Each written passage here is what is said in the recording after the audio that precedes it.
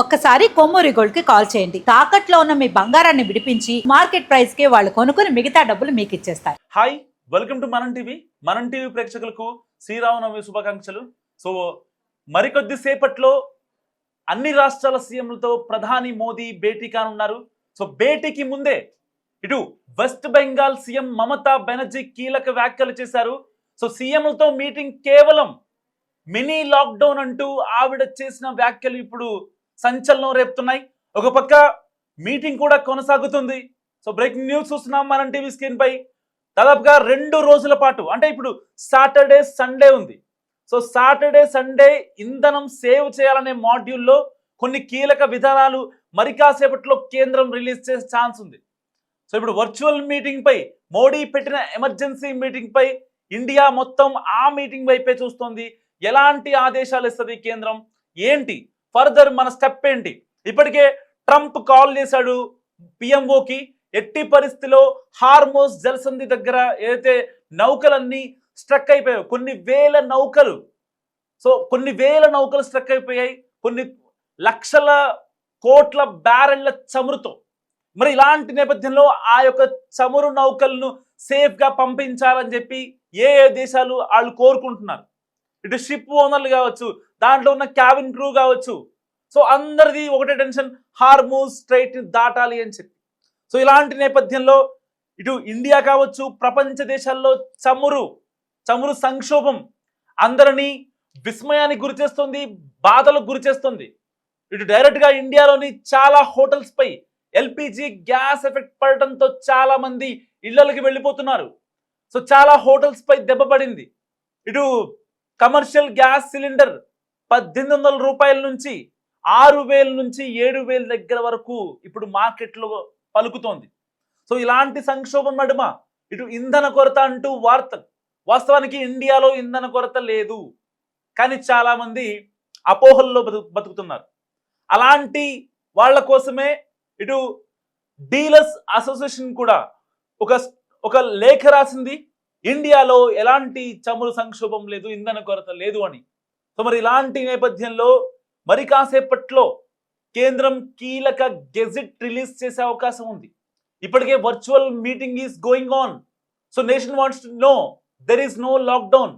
చాలా మందికి తెలియాలి. చాలా మంది సోషల్ మీడియాలో పిచ్చగా ప్రచారం చేస్తున్నారు. మనం టీవీ మీకు ఎప్పటి నుంచో చెప్తుంది దెర్ ఈస్ నో లాక్డౌన్ అని.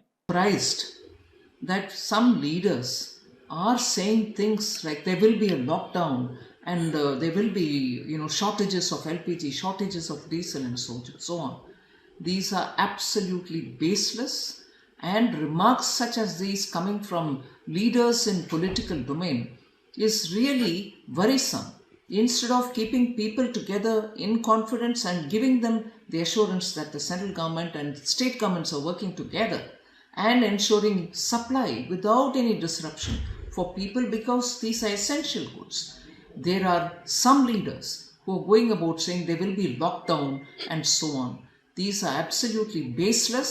There shall be no such lockdown like the time when we saw it all in COVID, but no lockdown.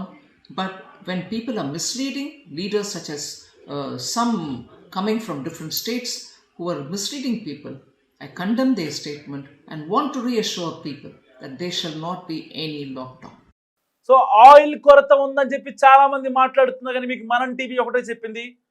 మనం టీవీ వేదికగా నేను చెప్పాను, అక్కడ ఆయిల్ కొరత లేదు.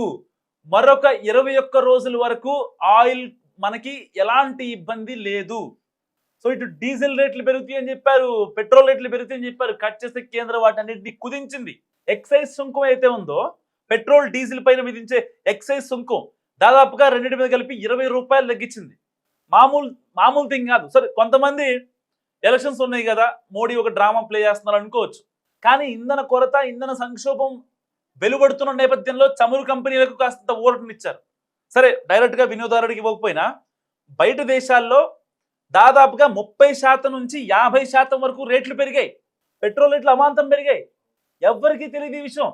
కానీ ఇండియాలో 10 రూపాయలు తగ్గిస్తే డీజిల్ పైన, ఇటు పెట్రోల్ పైన ఎక్సైజ్ సుంకం తగ్గిస్తే ఇప్పుడు 5 రాష్ట్రాల్లో ఎలక్షన్స్ ఉన్నాయి, అందుకే పెట్రోల్ రేటు తగ్గించని చెప్తున్నారు చాలా మంది. మరి ఇలాంటి నేపథ్యంలో ఇప్పుడు వర్చువల్గా మీటింగ్ జరగబోతుంది. సో కేంద్రం కొంచెం గెజిట్ కూడా రిలీజ్ చేసే అవకాశం ఉంది. అసలు విధి విధానాలపైన ఎలాంటి ఒక కసరత్తు స్టార్ట్ చేసింది. ఒకవైపు ఇంధన ధర పెరుగుతున్న నేపథ్యం, ఇటు ఇంధన కొరత, మరొక వైపు చమురు సంక్షోభం. ఇలాంటి నేపథ్యంలో అసలు ఏం జరుగుతుందన్న టెన్షన్. సో ఇప్పుడు కేంద్రం గెజిట్ రిలీజ్ అవ్వబోతోంది. సో మరి కేంద్రం ఏం చేయబోతుంది, అసలు ప్రజలు ఎదుర్కొంటున్న కష్టాలకు కేంద్ర ప్రభుత్వం ఎలా చెక్ పెట్టబోతోంది. సో ఇప్పుడు మరికొద్ది సేపట్లో కేంద్రం ఒక గెజిట్ రిలీజ్ అయిపోతుంది. ఎందుకంటే ఇప్పుడు శని ఆదివారాలకి ఒక రకంగా ప్రజలెవరూ బయటికి రావద్దు, 2 రోజుల పాటు ఇంట్లోనే ఉండండి. 2 రోజుల పాటు ఇంట్లోనే ఉంటే సో ఇటు అత్యవసర ప్రయాణాలన్నీ మనం రద్దు చేసుకోవచ్చు అని కేంద్రం చెప్తున్న పరిస్థితి. మరి ఇలాంటి నేపథ్యంలో మీరేమనుకుంటున్నారు? ఇండియాలో మినీ లాక్డౌన్ ఉంటుందనుకుంటున్నారా, లేదా? మస్తుగా కామెంట్ చేసే ప్రయత్నం చేయండి. ఇటు ఇంధన కొరత లేదు లేదు లేదు అని చెప్తున్నా సరే చాలామంది పెట్రోల్ బంకుల దగ్గర వెయిట్ చేయడం, 100 రూపాయలకు పెట్రోల్ కొట్టించుకోవాల్సిన వాళ్ళు 500 రూపాయలకి 1000 రూపాయలకి పెట్రోల్ కొట్టించుకున్నారు. ఒకవేళ ఎక్కడ దొరకదు అనే ఉద్దేశంతో. ఎందుకంటే పర్టికులర్గా ఇక్కడ ఇంధనం మీదే మన దేశం, ఇటు చమురు మీదే మన దేశం నడుస్తుంది. ఈ రెండు కళ్ళ లాంటివి. ఏది లేకపోయినా నిత్యావసర రేట్లు అమాంతం పెరిగిపోతాయి.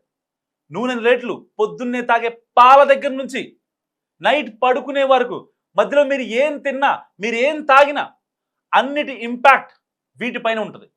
ఇలాంటి నేపథ్యంలో కేంద్రం ఎలాంటి సంక్షోభం భారతదేశం మీదకి రాకుండా, ద్రవ్యోల్బణం మీద ఎఫెక్ట్ పడకుండా ఎలాంటి నిర్ణయాలు తీసుకోబోతున్నాయి. ఇప్పటికే నిర్మలా సీతారామన్ కావచ్చు, చాలామంది కేంద్ర మంత్రులు మినీ లాక్డౌన్ పేరుతో సోషల్ మీడియాలో పెద్ద వార్తలు వస్తున్నాయి. వాటన్నిటిని ఖండిస్తున్నారు వాళ్ళు. ఇప్పటికే రాజ్యసభలో మోదీ కీలక వ్యాఖ్యలు చేశారు. కరోనా తరహా పరిస్థితుల్ని మనం ఎలాగైనా సరే అధిగమించాలి, ఒకవేళ వచ్చినా సిద్ధంగా ఉండాలని చెప్పారు. దానికి అర్థం షట్ డౌన్ కాదు, లాక్డౌన్ కాదు, కేవలం ఇదొక ఫినాన్షియల్ ఎమర్జెన్సీ మాత్రమే. అది కూడా జరగకుండా కేంద్రం అన్ని కసరత్తులు చేస్తుంది, అన్నిటికీ విధి విధానాలు సిద్ధం చేసింది. అందుకే ఇప్పుడు అన్ని రాష్ట్రాల సీఎంలతో మీటింగ్ జరగబోతుంది. సో ఈ మీటింగ్ జరిగిన తర్వాత చాలా విషయాలపై క్లారిటీ వచ్చే అవకాశం ఉంది.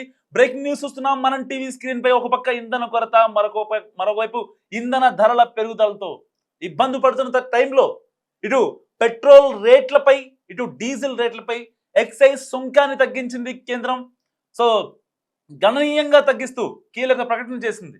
సో ప్రపంచవ్యాప్తంగా ముడి చమురు సరఫరా సంక్షోభం కొనసాగుతున్న నేపథ్యంలో ధరల భారాన్ని ఇటు చమురు కంపెనీలకు కావచ్చు, లేకపోతే రేపొద్దున ఏదైతే చమురుని ఇంపోర్ట్ చేసుకున్న కంపెనీస్ పై ఇంపాక్ట్ పడకుండా, ఇది చాలా నెక్స్ట్ లెవెల్ ఆలోచన. ఎందుకు నెక్స్ట్ లెవెల్ ఆలోచన అంటే, ఆల్రెడీ కొన్ని దేశాలు ఇప్పటికే చమురు కావచ్చు, ఎల్పిజి కావచ్చు, ఇటు ఇంధన కొరత చాలా దేశాలు ఇబ్బంది పడుతున్నాయి. భారతదేశం లాంటి కంట్రీ ప్రపంచంలో అన్ని దేశాలతో చాలా సఖ్యతగా ఉంటుంది. అలాంటి సఖ్యతగా ఉండే దేశం కాబట్టే మన మీద అంత ఇంపాక్ట్ పడట్లేదు అనుకోవచ్చు. కానీ ఇప్పుడు అదే యుద్ధంలోకి మనల్ని లాగాలని ప్రయత్నం చేస్తున్నారు.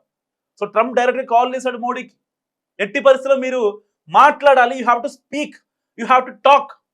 మీరు మధ్యవర్తిత్వం చేస్తే అక్కడ యుద్ధం ఆగిపోద్ది అని చెప్తున్నారు.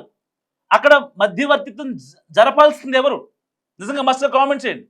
ఇరాన్ ఇజ్రాయెల్ వార్లో ఇక్కడ అమెరికా వచ్చి ఆల్రెడీ కొంతమంది సోల్జర్స్ని అయితే వాళ్ళు పని వెంటనే చేసుకొని యుద్ధ రంగంలోకి వెళ్ళి పని వెంటనే ముగించుకొని బయటకు వచ్చేస్తారు. అలాంటి సోల్జర్స్ని పంపించింది ఇప్పుడు అమెరికా. సో అమెరికా ఎక్కడా కూడా తగ్గట్లేదు, ఇరాన్ కూడా తగ్గట్లేదు. ఇరాన్ కొన్ని మైనర్ మిసైల్స్తో మేజర్ మిసైల్స్ని పేల్చేస్తుంది. అది చాలా పెద్ద అంతర్యుద్ధం అమెరికాకి. ఒక పక్క అమెరికా డబ్బులు కావాలంటుంది, ఇంకా మాకు సహాయం కావాలి ఐఎంఎఫ్ నుంచి, మా దగ్గర డబ్బులు లేవని చెప్తుంది. మరి ఇటు ఇరాన్ ఏమో ఏదైనా చేస్తాం, ఖమేనీ చావుకి మేము రుణం తీర్చుకుంటామని చెప్పి ఇరాన్ మాట్లాడుతుంది. మరి ఇలాంటి సందర్భంలో భారతదేశం యుద్ధంలోకి వెళ్ళడం అవసరమా? ఒకవేళ యుద్ధంలోకి వెళితే ఇవాళ మీటింగ్ ఏదైతే అన్ని రాష్ట్రాల సీఎంలతో ప్రధాని మోదీ మీటింగ్ తీసుకున్నారో జరుగుతుందో దాని పరిస్థితి ఏంటి? అక్కడ ఏమన్నా కీలక ప్రకటన చేసే అవకాశం ఉందా? ఎందుకంటే పిఎంఓ దగ్గర అన్ని లెక్కలు ఉంటాయి. ఎంత ఇంధనం ఉంది, ఇంకా ఎన్ని రోజులు యుద్ధం చేయగలం, యుద్ధం జరుగుతుంటే గనక మనకి వచ్చే చమురు నౌకలు ఆల్రెడీ ఆల్మోస్ట్ ఇటు వైజాగ్కి ఇటు బాంబేకి దాదాపు 4-5 షిప్పుల దాకా వచ్చాయి. 90,000 టన్నుల చమురు వచ్చింది వైజాగ్కి. సో మన దేశ అవసరాలకి ఇవన్నీ చాలా యూజ్ అవుతాయి. కానీ ఇక్కడ హార్మోస్ దగ్గర ఇంకా కొన్ని వేల షిప్స్ ఇంకా క్యూలో ఉన్నాయి, లైన్లో ఉన్నాయి. సో ఇలాంటి కాన్సిక్వెన్సెస్లో మరి దేశానికి మినీ లాక్డౌన్ అవసరమా? మస్తుగా కామెంట్ చేసే ప్రయత్నం చేయండి.